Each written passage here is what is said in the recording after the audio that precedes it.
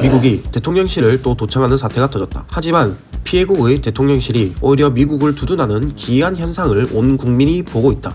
미국은 한술 더 떠 동맹 국가들이 고마워한다며 뻔뻔한 작태를 보이니 한 달 전 한일 정상회담에서 오므라이스를 대접하던 기시다의 모습이 떠오르는 건 우연일까? 주권 유린이 아주 당당히 펼쳐진 상황에 방미로 들뜬 윤석열을 보고 있자면 국민들의 심정은 참담하다 못해 처참하다. 왜 윤석열 정부는 미국과 일본에 이렇게까지 굴욕적일까? 몇몇은 멍청한 정부가 들어서서 그렇다 하지만 4대 매국 세력은 멍청하지도 무지하지도 않다. 윤석열 개인은 멍청할지 모르나 이 정권은 자신들의 권력 유지에 혈안된 이들이며 그 목적을 위해 민족도 이웃도 가족도 팔 수 있는 놈들이다.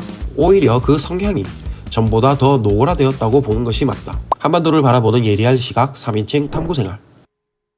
지금과 가까운 시기 4대 매국노로 유명한 이한용은 처음부터 친일파가 아니었다. 그는 자신만의 부귀와 생존을 위해 4대 매국을 선택했다. 이한용은 처음에 고종이 인정한 인재였다. 그러나 청일전쟁 이후 친미파로 갈아타고 러일전쟁 이후 친일파로 또 한 번 갈아탔다. 이한용의 4대 매국 행위는 달콤했다. 1910년 일제의 강제 병탄 조약에 서명하고 일제로부터 은사금 15만원을 받았으며 고종을 퇴위시키고 한일 신협약을 맺을 때도 10만원을 일제로부터 받았다. 이렇다 보니 3.1운동 당시 이완용은 지금 조선인민은 생중구사 하려 하고 있으니 이 어찌된 까닭인가 라며 안타까워했는데, 다시 말하면 일제 식민 통치에 순응하면 죽을 고비에서도 살 길이 생기는데 왜 다들 죽을 길을 찾아가느냐 라는 것. 일제에 꼬박꼬박 돈을 받아먹은 이완용의 눈에는 4대 매국만이 살 길로 보였을 것이다. 일제는 이렇게 친일파를 키웠다. 1919년 조선 총독 사이토가 부임하면서 친일파 양성은 더욱 체계화되었다. 사이토는 친일 태도를 가진 조선인을 일본 유학 보내 일본의 발전된 문화를 보여주어 이들 스스로 4대 매국노가 되도록 계획했으며 귀족, 양반 등 친일 분자를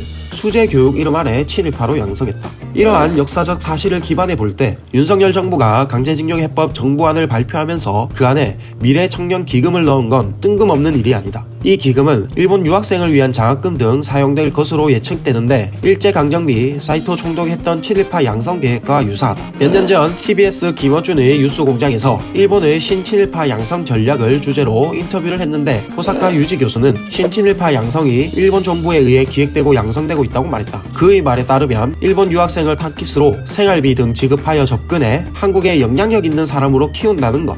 반일 종족주의로 유명한 친일 이우연도 유엔 이사회 토론회에서 일제 강제징용은 없었다고 주장해 그 대가로 일본 구구단체 일본 역사 논전연구소의 지원을 받았다. 친일파 양성이 과거 일이 아니라 아직 진행형임을 알 수 있는 대목이다. 3인칭 탐구생활. 그 효과를 잘 알아서인지 미국도 일본과 같은 방법으로 친미파를 양성했다.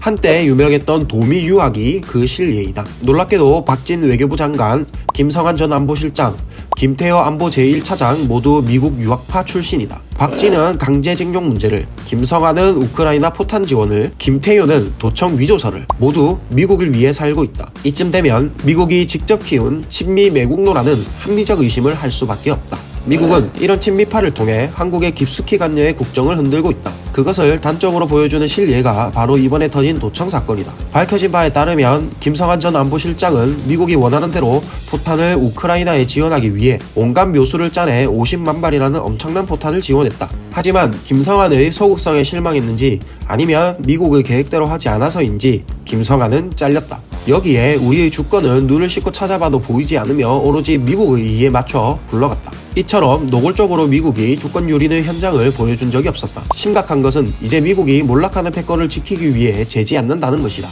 트럼프가 대통령일 당시 북미 간 정쟁 위기가 최고조로 높아졌을 때 미국은 우리 몰래 한반도에 핵무기 80기를 검토한 전적이 있다. 실사용되는 일이 발생하지 않았지만 이렇듯 미국은 모험적 행위를 서슴없이 계획했다. 최근 한미일 전쟁 연습 당시 부산함 8부두에는 지뢰 방어용 미군 차량이 수십 대가 들어왔다.